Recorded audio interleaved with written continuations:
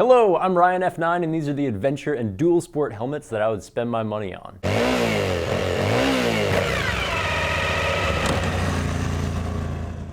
I'm gonna start in a weird place. This is the Gmax GM11 and it's often referred to as a snow helmet, but it's not. The GM11 is Gmax's 4-season multi-purpose lid. Street riding in the summer, snowmobiling in the winter, with a bit of motocross thrown in for good measure. I was skeptical at first, because this is a $150 lid that claims to do the job of 3 helmets. So far as I can tell though, Gmax has pulled it off. It takes a while to roll the credits on this one. Removable sun peak, removable face shield, double lens for anti-fogging, speaker pockets, removable and washable liner, chin curtain, breath guard, 6 chin bar vents, 2 forehead vents, 2 chimneys, and 6 exhaust vents. Now, 2 things I like and 2 things I don't like. On the positive side, this face shield opens way wider than any of the other helmets on my list. And that makes it really easy to use even large frame goggles in here, whether you keep the face shield on or even if you take it off. The other thing I like is the weight of this thing. This is a basic plastic shell, and yet this large comes in at 1,830 grams, which is only 40 grams more than the Shoei Hornet X2. For the 2 things I don't like, I really wish that Gmax gave us thumb screws rather than Phillips heads here, because this sun peak isn't very aerodynamic, so I'm probably going to want to take it off for extended highway riding. That's not a huge deal, but there's also a bigger problem. This helmet is only DOT rated, and I personally have more peace of mind in an ECE or Snell lid. If you have similar concerns, check out the Fly Trekker. Now, this is a neutral head shape, so it's somewhere between a long oval and a round. And I would classify the GM11 as being suited to an equal mix of on-road and off-road use. It does ventilate really well with the breath guard taken out, and the eye port works perfectly with goggles. At the same time though, this is a secondary purpose snowmobile helmet, so it has really good insulation which translates into decent on-road noise reduction. But what if I'm a dual sport rider that sees more dirt than pavement?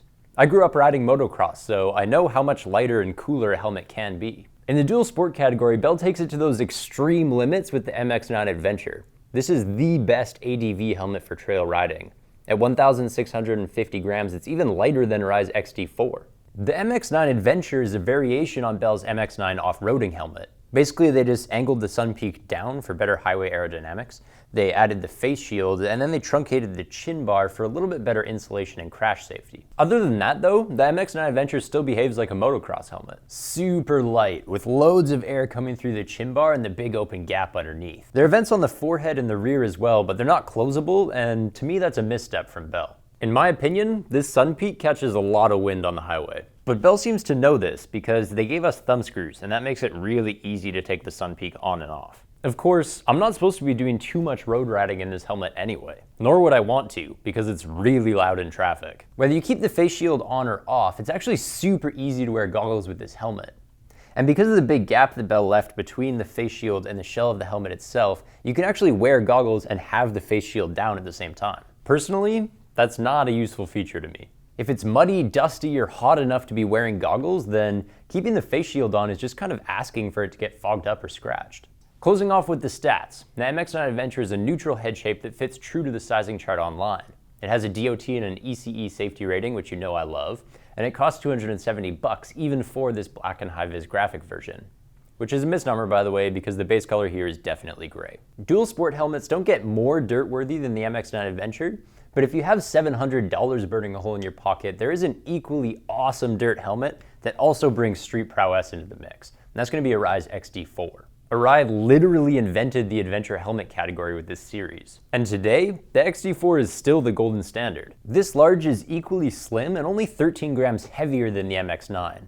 I'm going to say that it doesn't vent quite as well, but it's a close second place. And of course you can wear goggles with this guy, no problem. So the XD-4 is almost as dirt-worthy as the MX-9, but it costs 3 times the price, so where's my money going? Intangibly, it goes into build quality. But more tangibly, we could also point at the shell. This is woven fiberglass instead of cheap plastic. So the XD-4 is going to pass DOT and Snell safety ratings without needing as much EPS foam. Ergo, Arai has more room to put comfort padding and soundproofing. So the XD-4 is quieter on the road, but it also has more creature comforts for touring.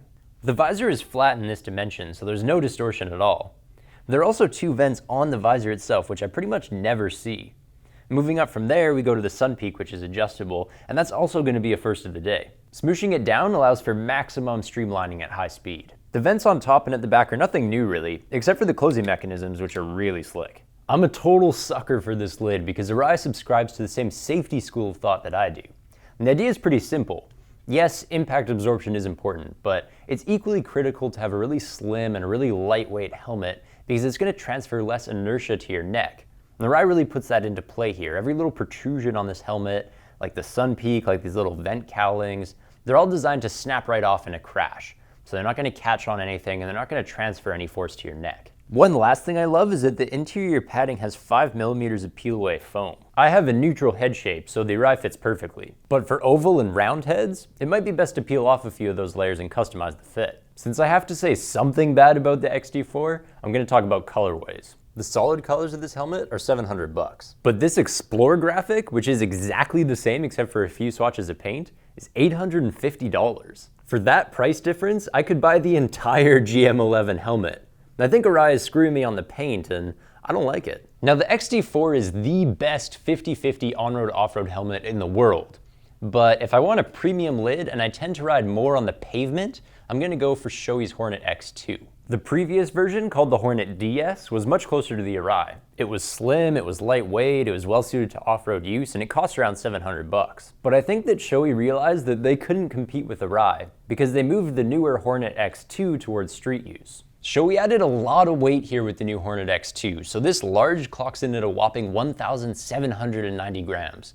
And for a premium fiberglass and organic fiber shell, that is really heavy. Remember that the cheapo Gmax GM11 weighed only 40 grams more than that. A lot of the new weight went into soundproofing, making this helmet the quietest one on my list.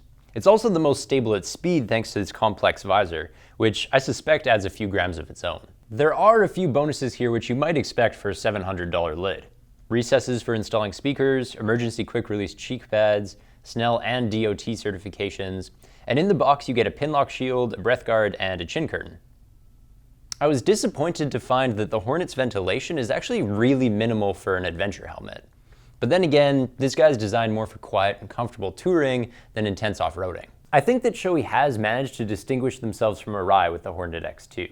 But in moving towards street use, this guy is getting dangerously close to the Icon variant, which offers similarly premium features for $300 less. To me, the Hornet X2 still makes sense, but I would love to see them trade this neutral head shape for a more rounder one. That would help to sway more buyers away from the variant. So, what did we learn? The GM11, insane value for money, loads of features, 50/50 on-road, off-road riding. And it also works on a snowmobile, oddly enough. The MX-9 Adventure is going to be the best dual sport helmet for off-roading that money can buy, and it won't even cost that much of it. For 3 times the price, you could get the XD-4, which is pretty similar capabilities in terms of off-roading, but it adds street worthiness to the mix. And the Hornet X2 is going to be the best ADV helmet for riders who tend towards the pavement. That's it for my adventure and dual sport lids. Thank you guys very much for watching.